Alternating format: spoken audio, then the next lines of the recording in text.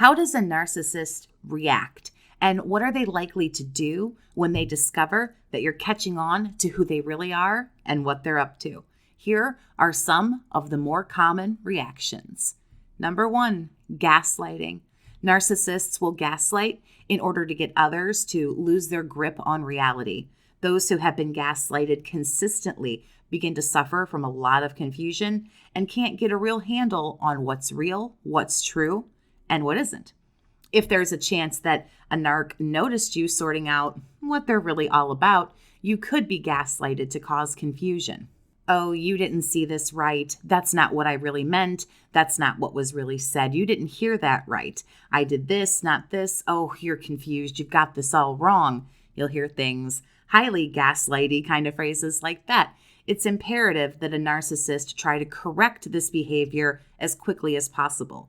The more pieces you begin to put together, the worse they know that things are going to be for them. Number 2, narcissistic rage. You may experience a temper tantrum or full-on narcissistic rage if a narcissist begins to sort out that you are finally grasping what's happening in your relationship or friendship, whatever, with them. Overt narcissists can yell and scream, throw things, destroy things, and cause other types of harm. Covert narcissists can also absolutely experience narcissistic rage. They will normally express themselves in a more passive-aggressive way. For example, they might ghost you for a week or two. They might give you a silent treatment for a few days. Even if you're living in the same home with them, they will go right along like you don't exist. And that's how you're meant to know that you did something wrong, and they're very, very angry at you. Narcissists are impulsive and capable of anything, as I'm sure you know. Most days you don't know what kind of a person they're going to be. You might get some rage, who knows. Number 3, projection and blame shifting.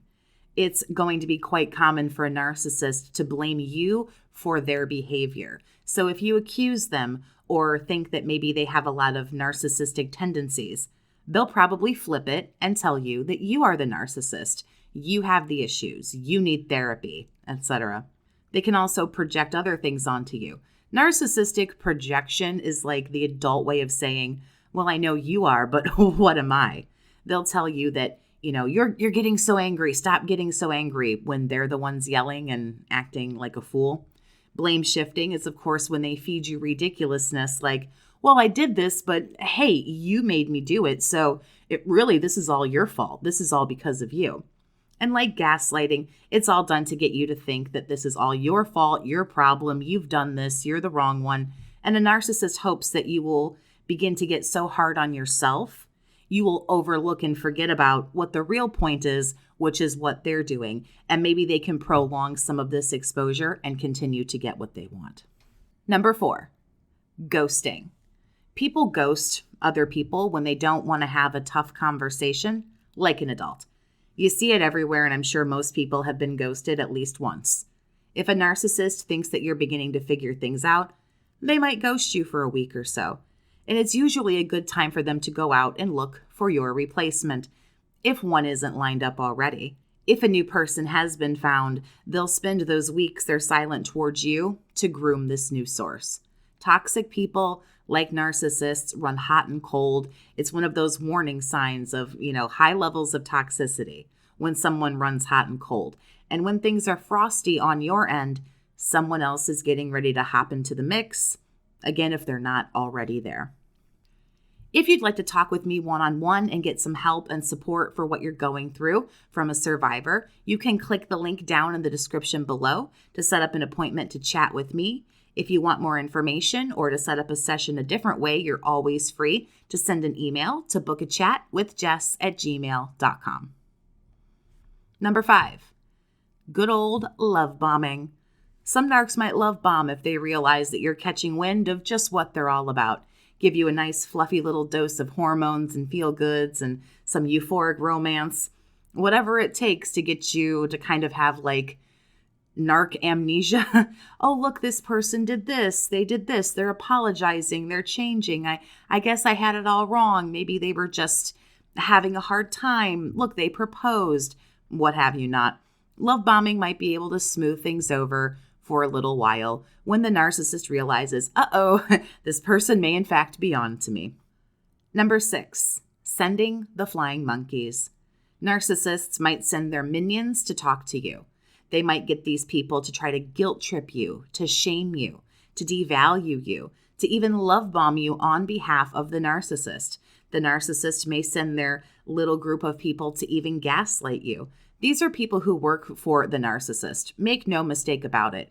They're usually also brainwashed and or scared to death of the narcissist, and so they work for the narcissist so that maybe they won't take as much abuse. Maybe they will be looked at like a friend, and or they also love drama and just enjoy backstabbing people and doing things like this, and maybe this is just another Thursday for them. Usually they don't really know what they've gotten themselves into, and I think a lot of times people are scared of manipulative individuals, and so again, I think a lot of flying monkeys just go along with a lot of these schemes that narcissists cook up because it's kind of like, well, hey, if I do this, then maybe they'll leave me alone. Maybe I won't get any devaluing.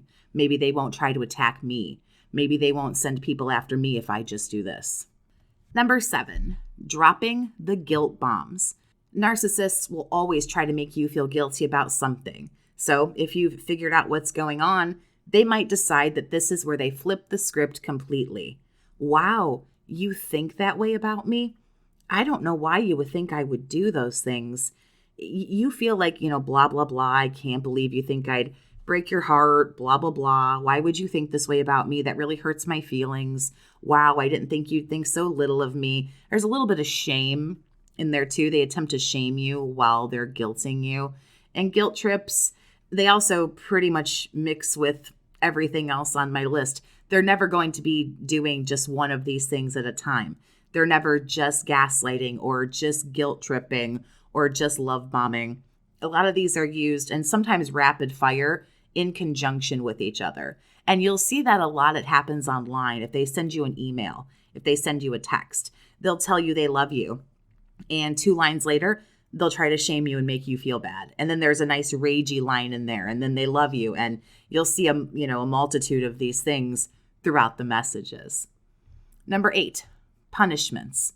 I already talked about silent treatments and ghosting and passive aggressive and other harmful kinds of behavior. So I don't want to spend much time here, but obviously narcissists are extremely petty. They're very retaliatory, and a lot of them are passive aggressive or just flat out aggressive. So when you're making them angry, when you're outsmarting them, when you're trying to make them be an adult, you will get some kind of punishment more than likely for making this discovery, because in true narc fashion, how dare you? Number 9, the smear campaigns.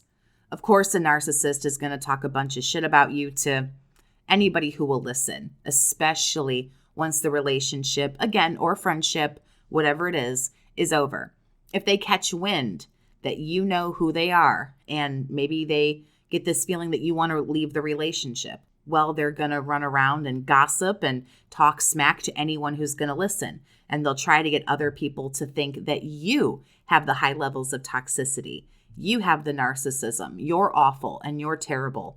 Now, to be fair, this is going to be done anyway, whether you sort them out or you don't. They're always running a smear campaign. They always need people on their side, on their team. They always need to be the victim. The other person always has to be pegged as the bad guy, the instigator, the master manipulator, the narcissist, the psychopath, whatever. So they're going to do this anyway. You cannot be around somebody this toxic and honest to God think they're not going to talk shit about you. And think about this. Have they ever talked badly about somebody else to you?